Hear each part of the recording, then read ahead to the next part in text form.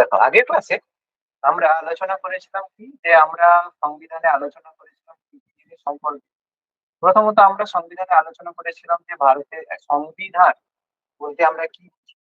তো সংবিধানের মধ্যে কিছু সংবিধান হয় লিখিত সংবিধান, রিটেন কনস্টিটিউশন, কিছু হয় অলিখিত সংবিধান, আনরিটেন কনস্টিটিউশন। ভারতের সংবিধানটা কেমন ধরনের লিখিত সংবিধান, এবং সেই সংবিধানের কিছু বৈশিষ্ট্য বা সংবিধানের মধ্যে কি কি জিনিস আমরা পড়বো সেগুলো সম্পর্কে, এবং সংবিধানের যে বিভিন্ন অংশ সেগুলো কোনটা কোন দেশ থেকে নেওয়া হয়েছে সেগুলো সম্পর্কে আমরা আলোচনা করি। এবং তার সাথে সাথে আমরা দেখেছিলাম যে বিভিন্ন আইনের মাধ্যমে, বিভিন্ন অ্যাক্টের মাধ্যমে কি হয়েছে, আমাদের যে সংবিধান গঠিত হয়েছে, বিভিন্ন অ্যাক্ট যেগুলো ভারত শাসন আইন থেকে শুরু করে বিভিন্ন অ্যাক্টের মাধ্যমে আমাদের কি হয়েছে, ভারতের সংবিধান রচনা করা হয়েছে। Very good. এবার আজকে আমরা আলোচনা করবো, যে আজকে আমরা প্রথমে যেটা সম্পর্কে আলোচনা করবো সেটা, যে ভারতের যে সংবিধান রচনা করেছিল কে। ভারতের সংবিধান রচনা করেছিল গণপরিষদ। ঠিক আছে? গণপরিষদ, যেটাকে আমরা বলি কি কনস্টিটিউশন অ্যাসেম্বলি। গণপরিষদ বা যেটাকে আমরা বলি কনস্টিটিউশন কনস্টিটিউশন অ্যাসেম্বলি।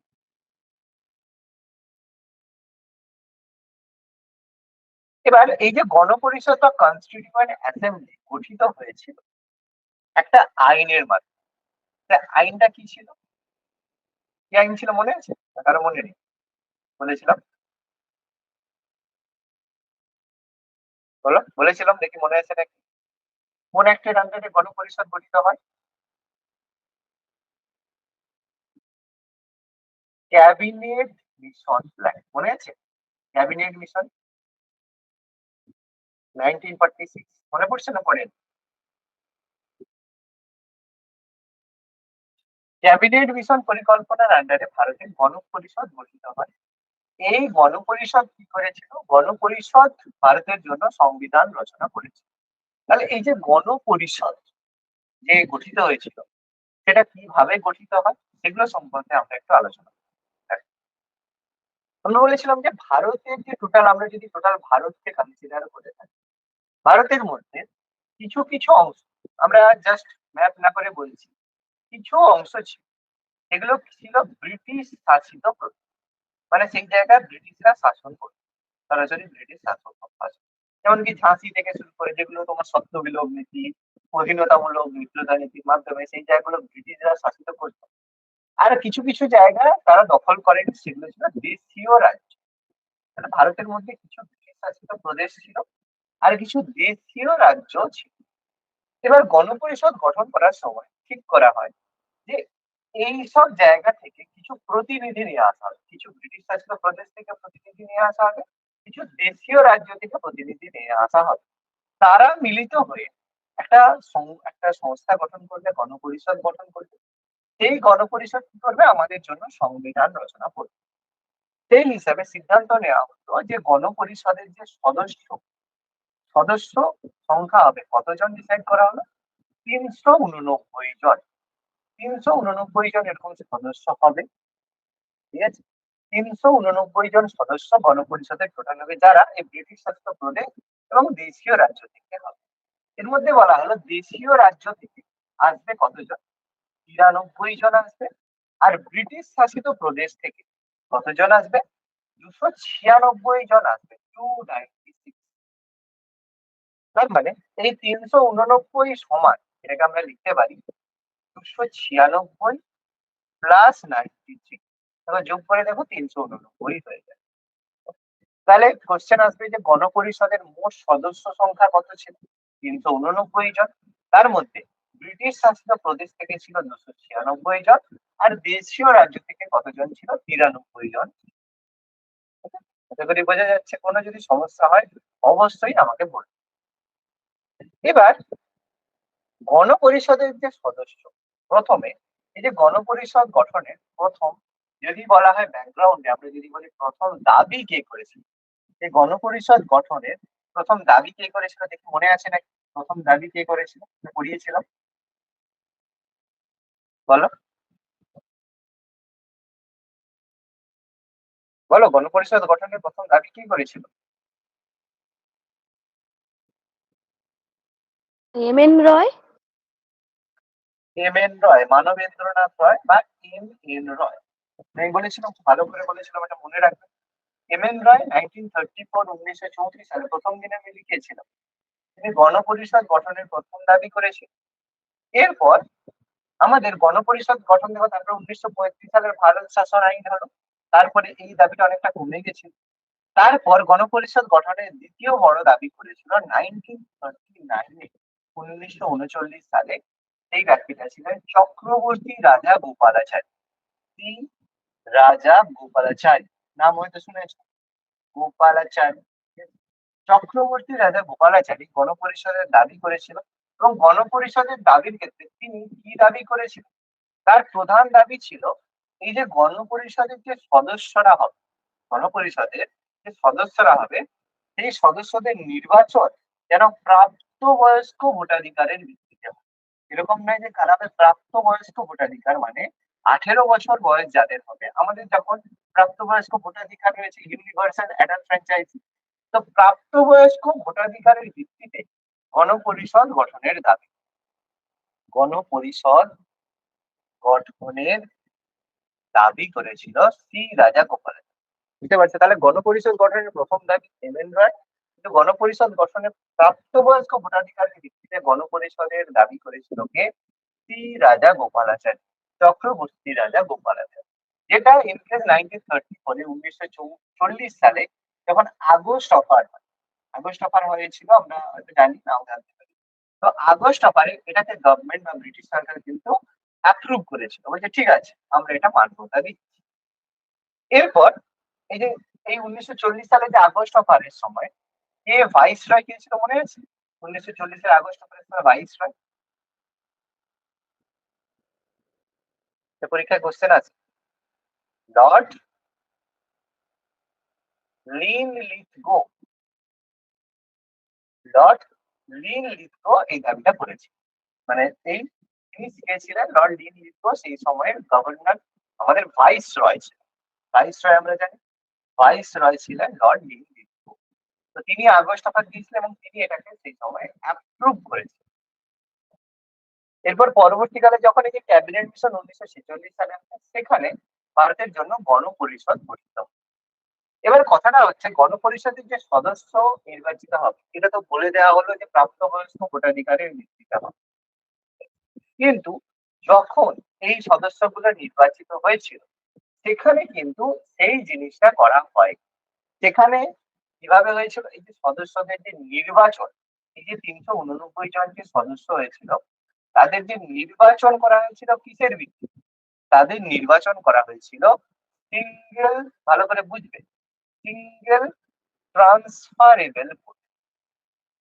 আমি বলছি জিনিসটা কি, সিঙ্গেল ট্রান্সফারেবল ভোটের মাধ্যমে, মানে একজন ব্যক্তি এক একটা ভোট দিতে পারবে, কিন্তু এই যে ভোট দেওয়ার অধিকার কিন্তু সবার থাকবে না। তাহলে কারা ভোট দেবে?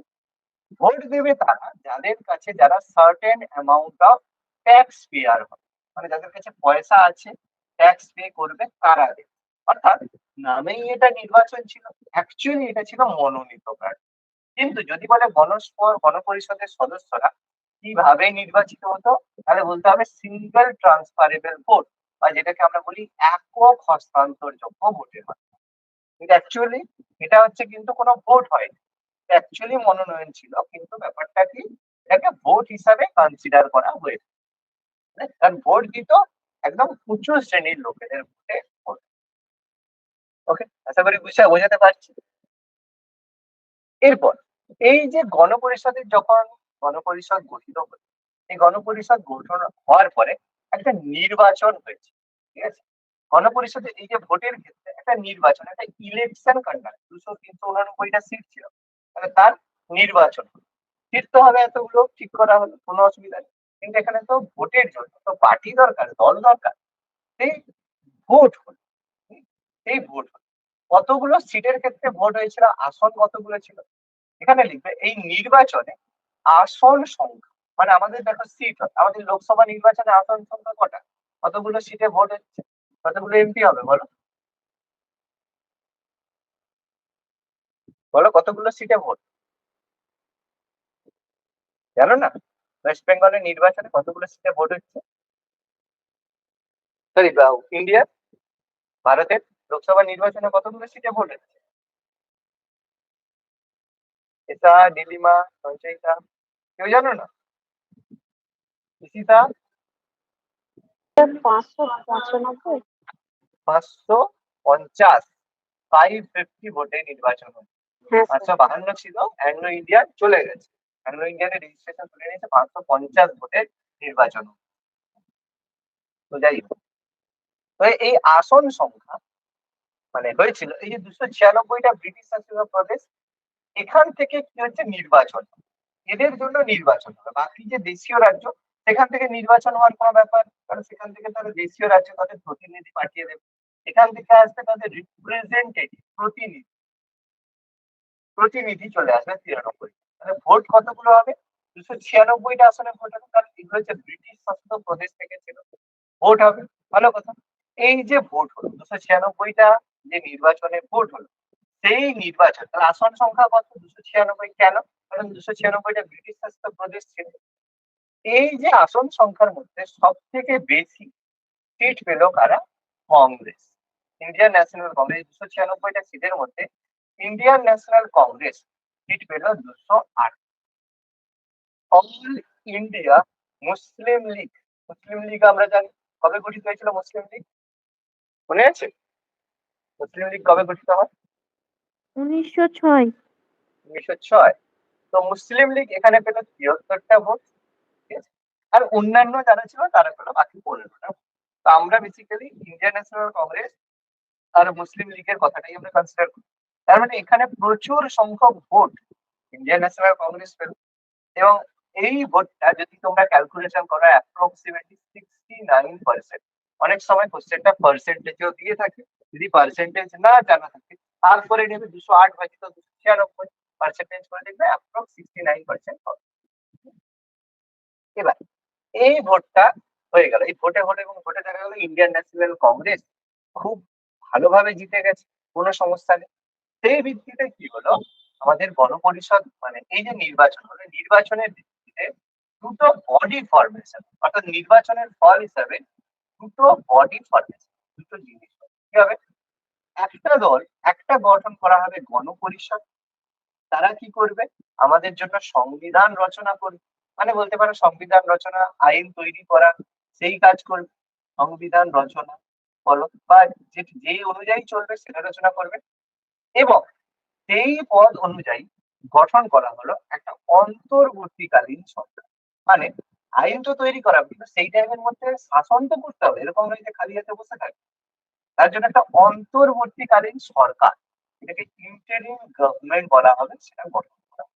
দুটাইকে এই নির্বাচনে গণপরিষদের যে নির্বাচন হয়েছিল, সেই নির্বাচনের ভিত্তিতে অন্তর্বর্তীকালীন সরকার গঠিত হয় এবং গণপরিষদ গঠিত হয়। দুজনের কাজ দুটো। এরা কি করবে? শাসন করবে, রুল করবে। এরা কি করবে? সংবিধান রচনা করবে। ভালো কথা, খুব সুন্দরভাবে হলো। কিন্তু দেখো, মুসলিম লীগ যখন ভোটে হেরে গেল, তারা কিন্তু এই গণপরিষদ বা অন্তর্বর্তীকালীন সরকারে যোগ দিতে তারা কিন্তু বিরোধিতা করলো, তারা কিন্তু যোগদান করলো না, কারণ হেরে গেছে। মানে একদম বুঝতে পারছি যে কংগ্রেসের মেজরিটি থাকবে, ওই জন্য মুসলিম লীগ কি করলো? যোগদান করলো না। ঠিক আছে? তারপরে আমরা আগস্টের যে মানে আগস্ট হত্যাকাণ্ড থেকে শুরু করে বেঙ্গল আরো মানে বাংলাতে যে ভয়ানক খারাপ অবস্থা, যাই হোক, সেগুলো আমি হিস্ট্রিতে পড়াবো। তো সেই ঘটনা হলো, অর্থাৎ এই হিসাবে গণপরিষদ গঠিত হলো এবং সেখানে কংগ্রেস মেজরিটি, কংগ্রেসরাই বেসিক্যালি গণপরিষদ গঠন করেছিল।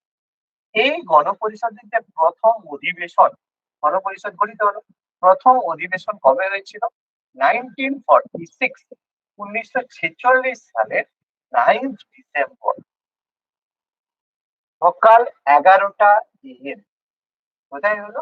নতুন দিল্লি, নিউ দিল্লির কনস্টিটিউশন হল।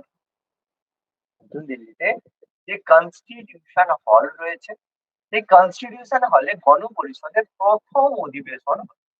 খুব ইম্পর্টেন্ট, গণপরিষদের প্রথম অধিবেশন কবে হয়েছিল? Very very important question. প্রথম অধিবেশন হয় 1946 সালের 9th ডিসেম্বর বেলা 11টায় নতুন দিল্লির কনস্টিটিউশন হলে গণপরিষদের প্রথম অধিবেশন বসেছে। ভালো কথা। এবার একটা যখন সভা হবে, সভার তো একজন সভাপতি থাকা দরকার। মানে সভাপতি যদি না থাকে তাহলে সে সভা হবে কি? তাহলে প্রথম অধিবেশনে সভাপতি হিসেবে অ্যাপয়েন্ট করা হলো বা নির্বাচিত করা হলো কাকে? সবচেয়ে যে সিনিয়র মোস্ট, সবচেয়ে বয়োজ্যেষ্ঠ ব্যক্তি কে ছিল? ডক্টর সচ্চিদানন্দ সিনহা। ডক্টর সচ্চিদানন্দ সিনহা কি হলো গণপরিষদের সবচেয়ে প্রবীণতম ব্যক্তি। ঠিক আছে? সবচেয়ে প্রবীণতম ব্যক্তি হিসেবে তাকে গণপরিষদের প্রথম সভাপতি এবং অস্থায়ী, স্থায়ী কিন্তু না, প্রথম অধিবেশনের জন্য প্রথম অস্থায়ী সভাপতি হিসেবে নির্বাচিত করা হলো। এবং এই যে সভাপতি হিসেবে যে এনাকে নির্বাচন করা হবে, কেউ না কেউ একজন তো প্রস্তাব করবে। এই প্রস্তাবটা কার ছিল? সভাপতি হিসেবে নির্বাচন করার প্রস্তাব কে দিয়েছিল? কে বলতে পারবে, মনে আছে? জে.বি. কৃপালিনী। আচার্য জি.বি. কৃপালিনী। কৃপালিনী, তিনি স্বাধীনতার সময় ভারতের ইন্ডিয়ান ন্যাশনাল কংগ্রেসের সভাপতি ছিলেন, জে.বি. কৃপালিনী। তো তার প্রস্তাবে ডক্টর সচ্চিদানন্দ সিনহাকে গণপরিষদের প্রথম অধিবেশনের প্রথম দিনের অস্থায়ী সভাপতি হিসেবে নির্বাচিত করা হয়। এই প্রথম অধিবেশনের যে দ্বিতীয় দিন, 11th ডিসেম্বর 1946, এই দিন কি করা হয়? গণপরিষদের স্থায়ী সভাপতি নির্বাচন করা হয়। এটা তো অস্থায়ী ছিল, তাহলে স্থায়ী সভাপতি হিসেবে নির্বাচন করা হয়। সে কে ছিল? আমাদের ডক্টর রাজেন্দ্র প্রসাদ। ঠিক আছে?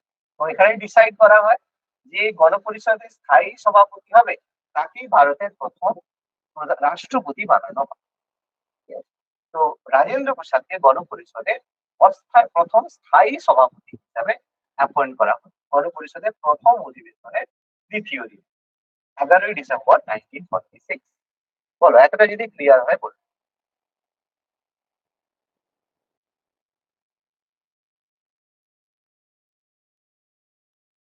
তো এখানে একটা জিনিস মনে রাখবে, গণপরিষদের সদস্যের মধ্যে কে ছিলেন না?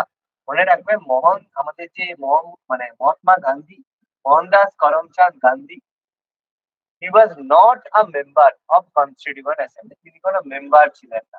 ঠিক আছে? হি ওয়াজ নট আ মেম্বার, তিনি কোনো মেম্বার ছিলেন। এটা পরীক্ষা আছে, কোন ব্যক্তি গণপরিষদের সদস্য ছিলেন না? ঠিক আছে? মোহনদাস করমচাঁদ গান্ধী। এটা কিন্তু ভেরি ভেরি ইম্পর্টেন্ট। গান্ধীজি কিন্তু মানে গণপরিষদের কোনো সদস্য ছিলেন না। বলো, একটা ক্লিয়ার হলে বলবো।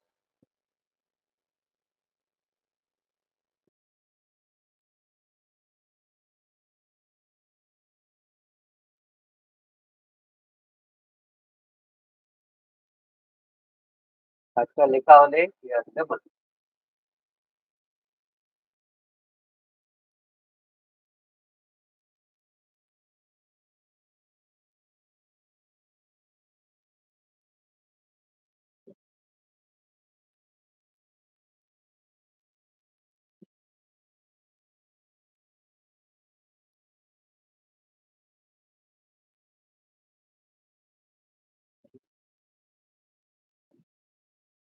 বলো, হয়েছে?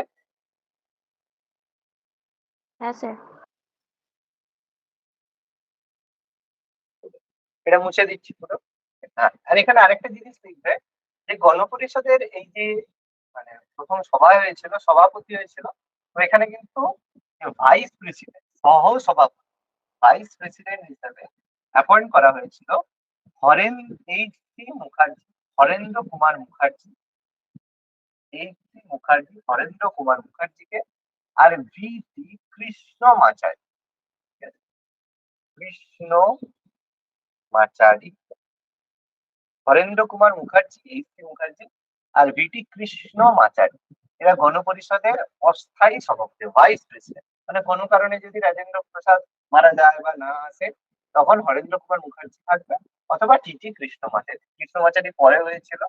তো প্রথম অবস্থায় এইচ.সি. হরেন্দ্র কুমার মুখার্জি অস্থায়ী সভাপতি ছিল। এই দুটো নাম দুটো লিখে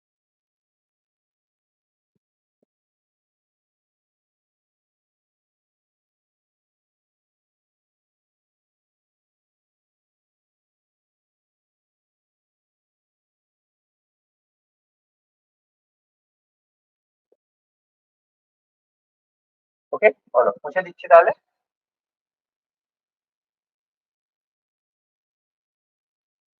হ্যাঁ স্যার। হ্যাঁ স্যার, হয়ে গেছে। এবার দেখো, তাহলে আমাদের গণপরিষদ গঠিত হয়ে গেল, সুন্দর ব্যাপার, কোনো অসুবিধা নেই। এবার এই গণপরিষদে গঠিত হয়েছে, এই গণপরিষদের মধ্যে যে টোটাল অনেকগুলো বিভিন্ন কমিটি ছিল, গণপরিষদের মধ্যে বিভিন্ন কমিটি ছিল। সেই কমিটির মধ্যে অনেক ধরনের কমিটি ছিল, স্টিয়ারিং কমিটি ছিল, ঠিক আছে, অনেক ধরনের কমিটি ছিল, তবে অ্যাপ্রক্স 22টা কমিটি ছিল। তার মধ্যে সবচেয়ে গুরুত্বপূর্ণ কমিটি যেটা ছিল সেটা ছিল খসড়া কমিটি, যেটাকে আমরা বলি ড্রাফটিং কমিটি। খসড়া কমিটি বা ড্রাফটিং কমিটি, সেই ড্রাফটিং কমিটি বা খসড়া কমিটি যে হেড ছিলেন, চেয়ারম্যান ছিলেন, কে ছিলেন? বি আর আম্বেদকর। ডক্টর বি আর আম্বেদকর, যাকে আমরা ফাদার অফ ইন্ডিয়ান কনস্টিটিউশন বলে থাকি, ভারতের যে সংবিধানের জনক বলে থাকি, ডক্টর বি আর আম্বেদকর। তো এই যে ড্রাফটিং কমিটি, খাসড়া কমিটি বা ড্রাফটিং কমিটি, এটা কিন্তু 1947, 1947 সালে 29শে অগস্ট এটা গঠিত হয়েছে। ড্রাফটিং কমিটি 1947, 29শে অগস্ট এটা গঠিত হয়েছে, তৈরি করা হয়েছে। গণপরিষদে বিভিন্ন বিভিন্ন কমিটি গঠিত হয়, তার মধ্যে এটা ছিল সবচেয়ে গুরুত্বপূর্ণ কমিটি, যার সভাপতি বা চেয়ারম্যান ছিল ডক্টর বি আর আম্বেদকর। এই ড্রাফটিং কমিটি টোটাল মেম্বার, সদস্য ছিল কতজন? 7 জন। সদস্য ছিল টোটাল 7 জন সদস্য ছিল। তার মধ্যে অবশ্যই ডক্টর আম্বেদকর হচ্ছে প্রথম সদস্য, একটা সদস্যের আমরা নাম পেয়ে গেলাম, ডক্টর বি আর আম্বেদকর প্রথম সদস্য হিসেবে। এছাড়া তার কি আর কে কে মেম্বার ছিল? দ্বিতীয় মেম্বার ছিল এম গোপালা স্বামী, গোপালা স্বামী আয়েঙ্গার, বাংলাতে আয়েঙ্গার, গোপালা স্বামী আয়েঙ্গার। আর কে ছিল? K M Munshi, K M Munshi. আর কে ছিল? মোহাম্মদ সাইদুল্লাহ, সাইদুল্লাহ। এ কে আল্লাদি কৃষ্ণস্বামী আইয়ার, আল্লাদি কৃষ্ণস্বামী আইয়ার। BP Khaitan, BP Khaitan. তো তিনি মারা যাওয়ার পরে এই যে আমাদের টিটি কৃষ্ণমাচারী তার জায়গায় সদস্য হন, কৃষ্ণমাচারী সদস্য হন। যে ডিপি খৈতান কে হয়েছিল, তার মৃত্যু হয়েছে, মৃত্যু হওয়ার জন্য তার জায়গায় কৃষ্ণমাচারী তার পদটা পেয়েছিল, তার সদস্য পদ পেয়েছিল। আর ছিল বি এল মিত্র, এনার কি হয়েছিল? সদস্য পদ খারিজ হয়েছিল, সদস্য পদ খারিজ হয়েছিল বি এল মিত্র। তো তার জন্য বি এল মিত্রর জায়গায় কে এসেছিল? এন মাধব রাও। দেখো, মেম্বার হচ্ছে 1 নম্বর আম্বেদকর, 2 নম্বর আয়েঙ্গার, 3 নম্বর কে এম মুন্সি, 4 নম্বর সায়েদুল্লাহ, 5 নম্বর কৃষ্ণস্বামী আইয়ার, 6 নম্বর কৃষ্ণমাচারী, 7 নম্বর মাধব। এই 7 জন সদস্য ছিল। এবার এর মধ্যে পরে গণপরিষদের মানে ড্রাফটিং কমিটির কোন সদস্য মারা গেছিল বা কোন সদস্যের সদস্যপদ খারিজ হয়েছে? বি এল মিত্র, ঠিক আছে, সিম্পল। আরেকজন নাম এর সংবিধানের মানে তাকে বলা হয় সংবিধানের পরামর্শদাতা, খুব ইম্পর্টেন্ট, অ্যাডভাইজার, পরামর্শদাতা। সংবিধানের এই সংবিধানের মধ্যে কিছু পরামর্শ দিতে হবে, তো পরামর্শদাতা হিসেবে অ্যাপয়েন্ট করা হয়েছিল বি এন রাও, বি এন রাও সাংবিধানিক পরামর্শদাতা ছিলেন, কনস্টিটিউশনাল অ্যাডভাইজার। বলো, এটা যদি লেখা হয় বলবে, নামগুলো ঠিকঠাক করে লিখবে, যদি কোনো সমস্যা হয় বলবে।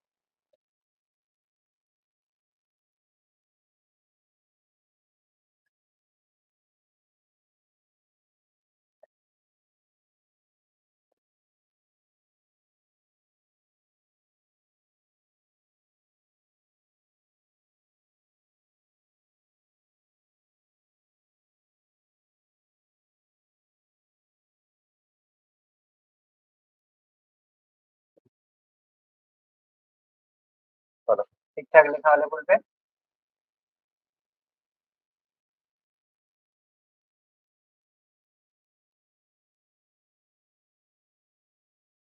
হ্যাঁ স্যার, হয়ে গেছে।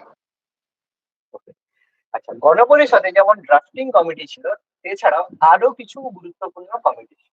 তার মধ্যে অন্যতম কমিটি ছিল স্টিয়ারিং কমিটি। স্টিয়ারিং কমিটি ছিল, স্টিয়ারিং কমিটি। তো তার চেয়ারম্যান কে ছিল? এবার দেখো, প্রত্যেকটা যে কমিটি আছে বলবে 22টাই করতে হবে না, কয়েকটা যেগুলো লাগবে সে। স্টিয়ারিং কমিটির হেড ছিল ডক্টর রাজেন্দ্র প্রসাদ।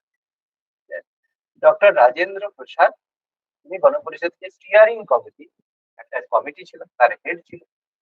এছাড়া একটা কমিটি ছিল ফাইন্যান্স অ্যান্ড স্টাফ কমিটি, মানে অর্থ এবং স্টাফ মানে আমরা কি বলতে পারি, তোমার ধরো ওই যে কাজ যারা করে, স্টাফ কমিটি, তারও হেড ডক্টর রাজেন্দ্র প্রসাদ ছিল। আরেকটা কমিটি ছিল রুলস অ্যান্ড প্রসিডিওর কমিটি, মানে যেটাকে আমরা বলবো আইন কানুন সংক্রান্ত, রুলস অ্যান্ড প্রসিডিওর, কিভাবে আইন তৈরি বা এইসব ব্যাপার। এই তিনটে কমিটি হেড ছিল ডক্টর রাজেন্দ্র প্রসাদ। এছাড়া আমাদের একটা গুরুত্বপূর্ণ কমিটি ছিল, সেটা ছিল হাউস কমিটি। হাউস কমিটি একটা গুরুত্বপূর্ণ কমিটি ছিল গণপরিষদের মধ্যে। তার হেড ছিল পট্টভি সীতারামাইয়া। পট্টভি সীতারামাইয়া চেয়ারম্যান ছিলেন। আচ্ছা, একটা কমিটি ছিল স্টেটস কমিটি, মানে বিভিন্ন দেশীয় রাজ্যগুলো সম্পর্কে কি সিদ্ধান্ত হবে তার জন্য ছিল স্টেটস কমিটি। তার হেড ছিল পন্ডিত জওহরলাল নেহেরু। এটা অনেকে বল্লভভাই প্যাটেলের সঙ্গে গুলিয়ে ফেল। স্টেটস কমিটি বা দেশীয় রাজ্য কমিটিতে হেড কিন্তু নেহেরু ছিল। ঠিক আছে, ইউনিফিকেশনের পরে তারপর প্যাটেলকে দেওয়া হয়েছে। আচ্ছা, এরপরে আরেকটা কমিটি ছিল, সেটা হচ্ছে আমাদের ন্যাশনাল কমিটি। যে একটা কমিটি ছিল আমাদের ন্যাশনাল ফ্ল্যাগ কেমন, বলা হয় ad hoc committee. Ad hoc committee বলতে যে কোনো কার্যনির্বাহী committee on national flag, national flag কেমন হবে। সেই কমিটির যে চেয়ারম্যান ছিল ডক্টর রাজেন্দ্র প্রসাদ। একটা ওখানে রাজেন্দ্র প্রসাদ। আর আমাদের যদি বল্লভভাই প্যাটেলের হাতে একটা বড় ইম্পর্টেন্ট কমিটি দেওয়া হয়েছিল, এই কমিটিটা ছিল প্রভিন্সিয়াল কনস্টিটিউশন কমিটি, মানে বিভিন্ন যে রাজ্যগুলো অংশগুলো হবে যেটাকে বলা হয় প্রভিন্সিয়াল কনস্টিটিউশন কমিটি। এটা ডক্টর রাজেন্দ্র প্রসাদ, সরি ভুল বললাম, এটা বল্লভভাই প্যাটেল, সর্দার প্যাটেল। ডাইরেক্ট কোশ্চেন থাকে, ডাইরেক্ট এখান থেকে কোশ্চেন আছে, সর্দার বল্লভভাই প্যাটেল। আর তোমার হচ্ছে একটা ফান্ডামেন্টাল রাইটস কমিটি, যেটা মৌলিক অধিকার হবে, কেমন হওয়া উচিত, ফান্ডামেন্টাল রাইটস, এবং তার সঙ্গে কিছু সাব কমিটি হবে। তার হেড ছিল আচার্য জে.বি. কৃপালি। জে.বি. কৃপলানি আমরা নাম শুনেছি, জে.বি. কৃপালি এর হেড ছিল। তাহলে মোটামুটি গুরুত্বপূর্ণ কিছু কমিটি: খসড়া committee, steering committee, finance and staff committee, rules and procedure committee, committee house committee, states committee, ad hoc committee on national flag, provincial committee আর fundamental rights and sub committee. মোটামুটি 9টা কমিটি মনে রাখলে হবে। এতটা যদি ক্লিয়ার হয় বলবেন।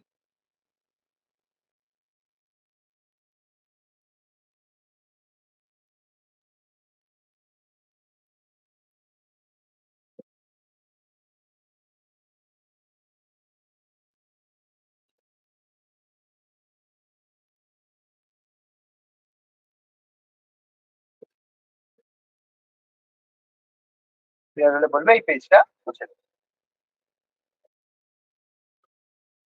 হ্যাঁ স্যার, হয়ে গেছে।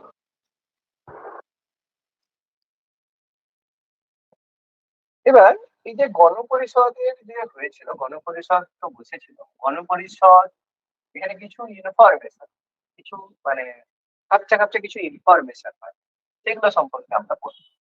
যেমন প্রথমত গণপরিষদের যে টোটাল হয়েছিল মোট অধিবেশন কতদিন হয়েছিল, কতগুলো হয়েছিল মোট অধিবেশন হয়েছিল কতগুলো, 11টি অধিবেশন হয়েছে। মোট অধিবেশন গণপরিষদের হয়েছিল 11টি। আর মোট কতদিন বসে, ওটা সবসময় তো একসাথে বসে না, এবার অধিবেশনের মধ্যে একটা অধিবেশন, প্রথম অধিবেশন তো 10 দিন হলো, দ্বিতীয় অধিবেশন 12 দিন হলো, এইভাবে মোট 11টা অধিবেশন কত দিনে হয়েছিল, 165 দিনে হয়েছে। ঠিক আছে, মোট অধিবেশন 11টা, মোট 165 দিন গণপরিষদের অধিবেশন গুলো হয়েছে। এবার এই কারণে গণপরিষদ যে টোটাল গঠন করতে সময়, মোট সময় কতদিন লেগেছিল, 2 বছর, 2 বছর 11 মাস 18 দিন। মানে ক্ষেত্রে 17 থাকে 18 থাকে, এটা কোনো সমস্যা নেই, এভাবে থাকে। 2 বছর 11 মাস 18 দিন মানে মোট সময় লেগেছিল আমাদের সংবিধান তৈরি করতে।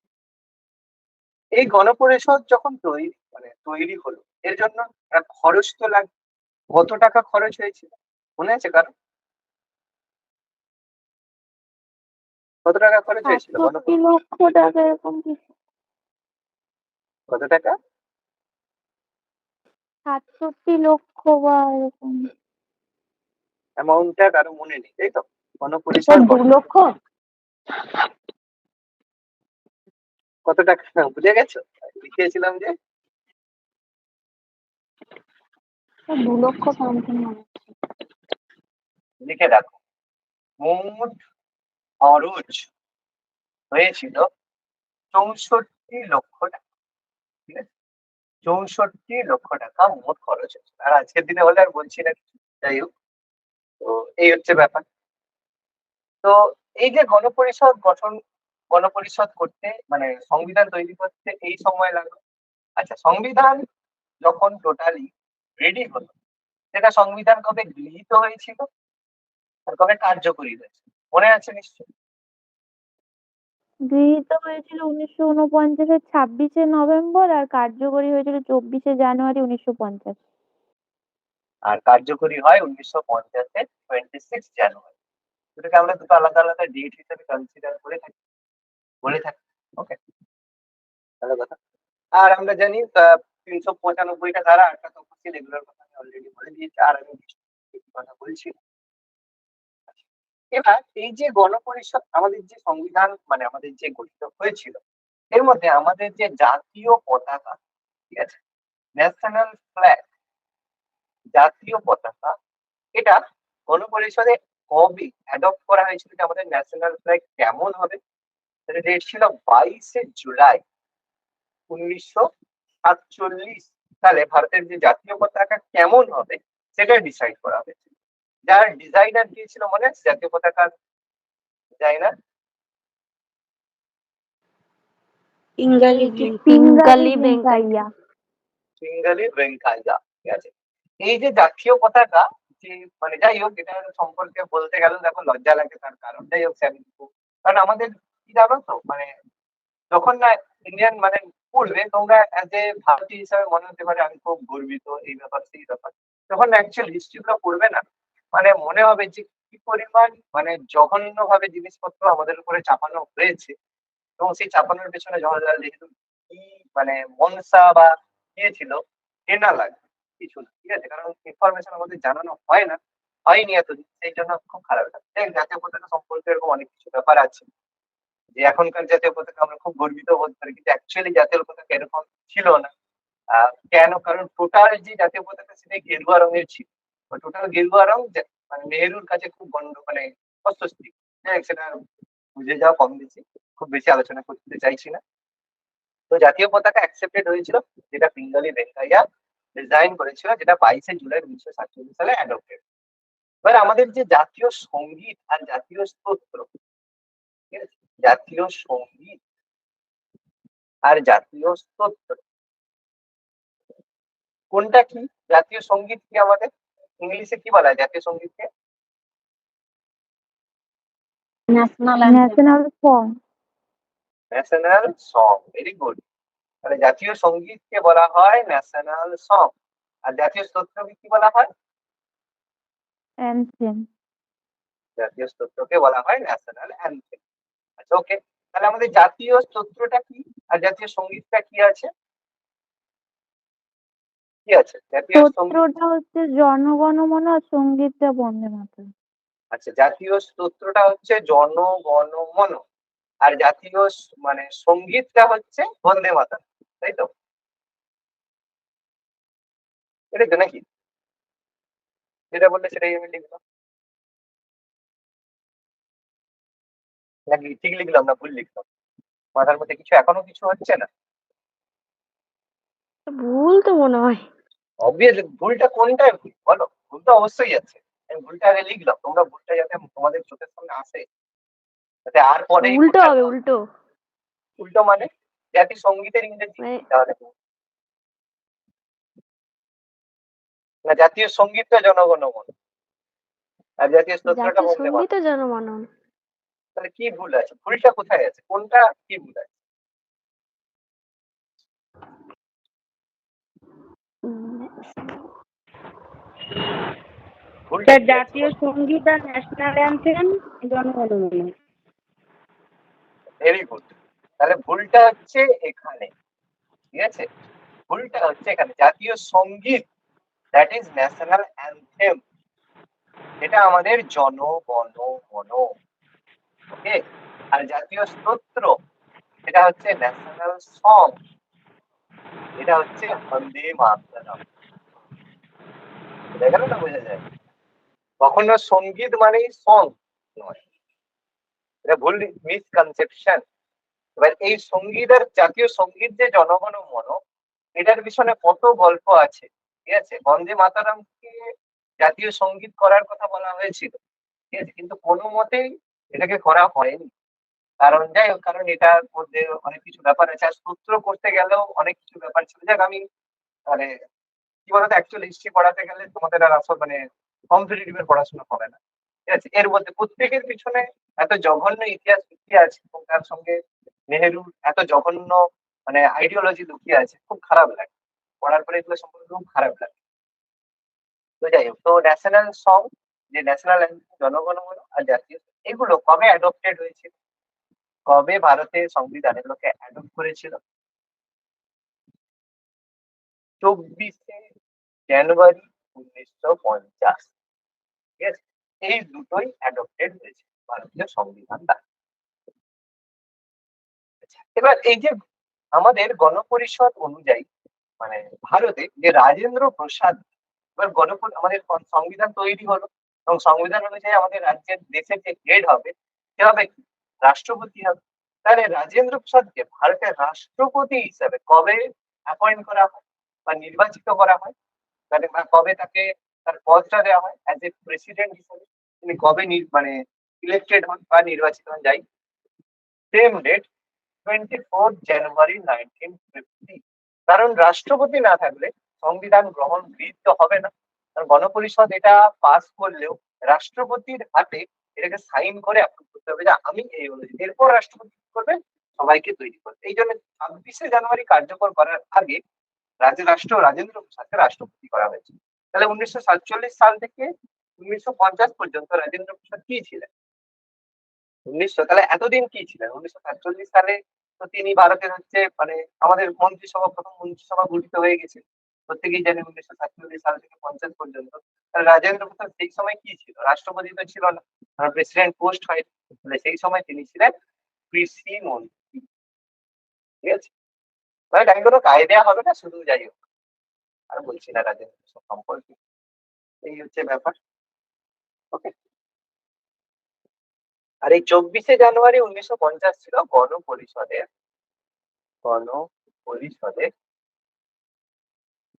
একটা বিশেষ অধিবেশন বা শেষ অধিবেশন, শেষ অধিবেশনের দিন। এটা বিশেষ অধিবেশন ছিল শুধুমাত্র এগুলো গ্রহণ করার জন্য। এই হচ্ছে ব্যাপার, বলো ক্লিয়ার হলে বলবে।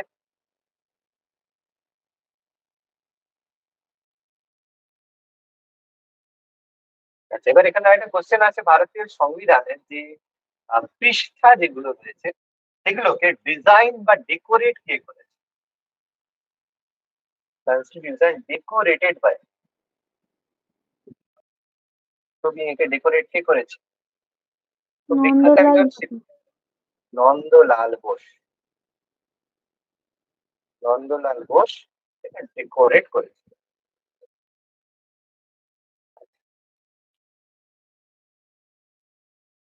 উম, আচ্ছা, হ্যাঁ, এবার গণপরিষদের ক্ষেত্রে গণপরিষদের যে সিম্বল মানে হচ্ছে তোমার যে বলে প্রতীক কি ছিল? গণপরিষদের সিম্বল বা প্রতীক কি ছিল? আছে কোশ্চেন।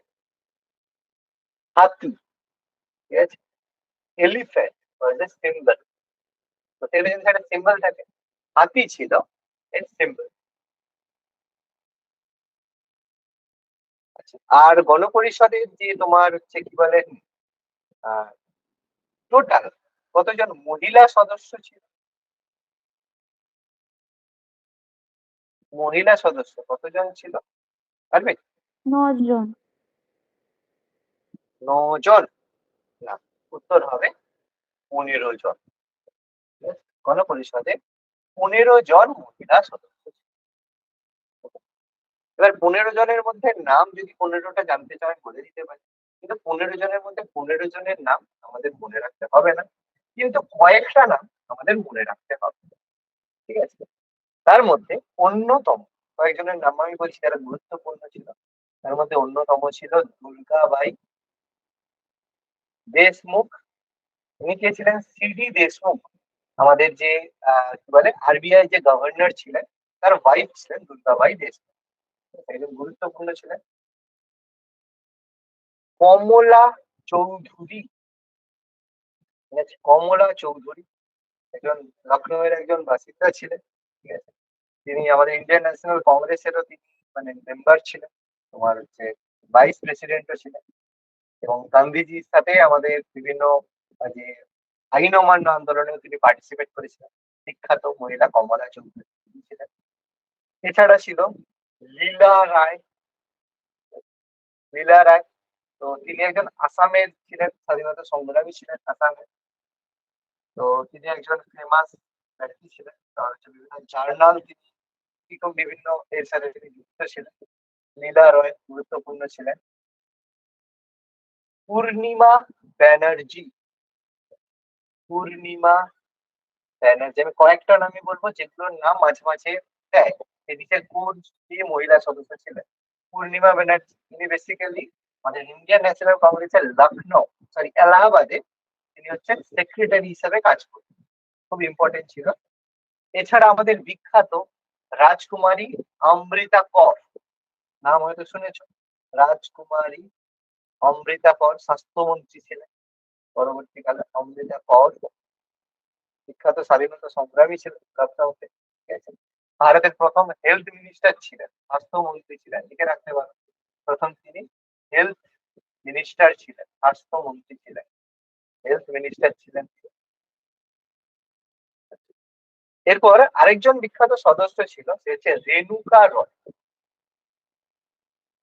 রেণুকা রায়। আচ্ছা, এছাড়া আমাদের হচ্ছে সরোজিনী রায়, তো তিনি তো বিখ্যাত ছিলেন। সরোজিনী নাইডু বিখ্যাত ছিলেন। আর হচ্ছে আমাদের বিজয়লক্ষ্মী পণ্ডিত। বিজয়লক্ষ্মী পণ্ডিত কে ছিল বলতে পারবে? প্রথম মহিলা রাষ্ট্রপতি। হ্যাঁ, এবং তার আইডেন্টিটি জওহরলাল নেহরুর বোন ছিলেন, ঠিক আছে, সিস্টার জওহরলাল নেহরুর বোন ছিলেন। আর তিনি প্রথম আমাদের ক্যাবিনেট মিনিস্টার হয়েছিলেন। তো ভীষণ ইম্পর্টেন্ট ব্যক্তি ছিলেন, ঠিক আছে। তো এগুলো মোটামুটি 8টা নাম বললাম, আরো অনেক আছে। সুচেতা কৃপালিনী আছে, ঠিক আছে, জেবি কৃপালিনী হচ্ছে তোমার ওয়াইফ ছিল, ঠিক আছে। তো সুচেতা কৃপালিনী তিনি ছিলেন, তো আর বেশি দরকার নেই। আচ্ছা, আরেকটা নাম লিখে রাখো, সুচেতা কৃপালিনী। সুচেতা কৃপালিনী। মোটামুটি 9টা নাম বলে দিলাম, এরকম 15টা আরো অনেকে আছে। অ্যানি মাসকারেন্ট রয়েছে, এরকম আরো অনেক রয়েছে। তো মালতী চৌধুরী রয়েছে, তারপর হচ্ছে তোমার আহ মেহতা হংস হংস মেহতা রয়েছে, বেগম আইজা রাসুল রয়েছে, এরকম অনেকে রয়েছে। এর মধ্যে কয়েকটা নাম আমি বললাম যারা একটু গুরুত্বপূর্ণ। আর গণপরিষদের কমিউনিস্ট সদস্য একজনই ছিলেন। কমিউনিস্ট সদস্য ছিলেন সোমনাথ লাহিড়ী। সোমনাথ লাহিড়ী কমিউনিস্ট সদস্য ছিলেন।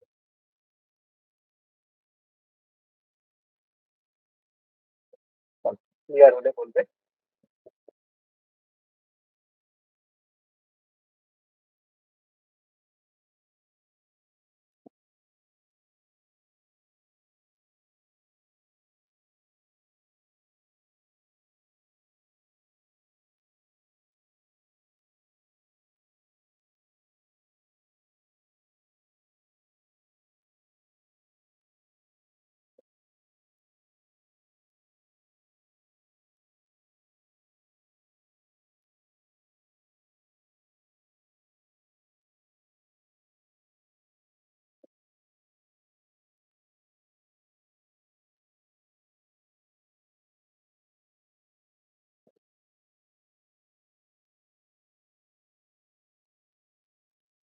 বলো, সবকিছু ঠিকঠাক লিখেছো?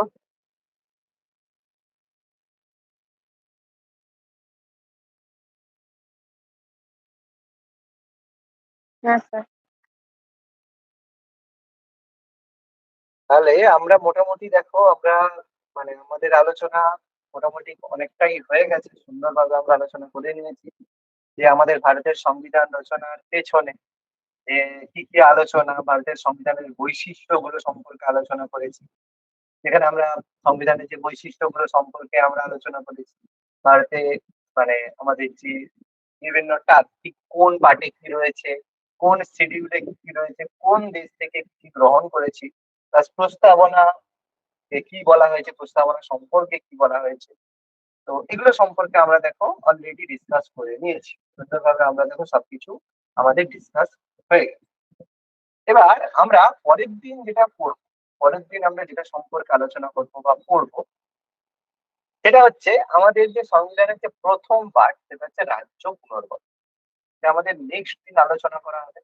যে ভারতের তো সংবিধান গঠিত হলো, কিন্তু সংবিধান গঠনার শুরু মানে গঠন করতে গিয়ে প্রথম সমস্যাগুলো হলো কি, বিভিন্ন রাজ্যগুলোকে, রাজ্যগুলো যে গঠন করা, কারণ দেখলাম দেশীয় রাজ্য ছিল, কিছু মানে ব্রিটিশ শাসিত প্রদেশ ছিল।